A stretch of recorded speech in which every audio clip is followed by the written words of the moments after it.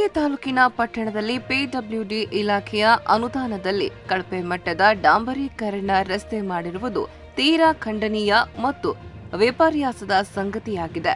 Kushtagi ಪಟ್ಟಣದಲ್ಲಿರುವ ward number 23 ತೆಗ್ಗಿನ ಓಣಿಯ ಜುಮ್ಮಾ ಮಸೀದಿಯಿಂದ ಬಸವೇಶ್ವರ ವೃತ್ತದವರೆಗೆ ಇರುವ ಡಾಂಬರೀಕರಣ ಕಾಮಗಾರಿಯು ಅಂದಾಜು ಪತ್ರಿಕೆಯ ಪ್ರಕಾರ ಕಾಮಗಾರಿಯನ್ನ ನಿರ್ವಹಿಸದೆ ಗುತ್ತಿಗೆದಾರನು ತಮ್ಮ ಮನಸ್ಸೋ ಇಚ್ಛೆ ತೀರಾ ಕಳಪೆ ಮಟ್ಟದ ಡಾಂಬರೀಕರಣ ಕಾಮಗಾರಿಯನ್ನ ನಿರ್ವಹಿಸಿರುವುದು ಭಾರೀ ವಿಪರ್ಯಾಸವಾಗಿದೆ.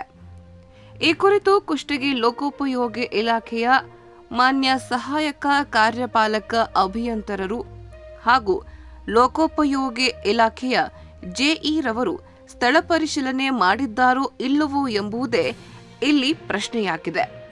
ಈ ಕುರಿತು ಅಧಿಕಾರಿಗಳು ಕಾಮಗಾರಿಯ ಸ್ಥಳ ಪರಿಶೀಲನೆಯನ್ನ ಮಾಡಿ ಅದರ ಗುಣಮಟ್ಟವನ್ನ ಪರೀಕ್ಷಿಸಿ ಪರಿಶೀಲನೆ ಮಾಡಬೇಕೆಂದು ಜನರ ಆಗ್ರಹವಾಗಿದೆ.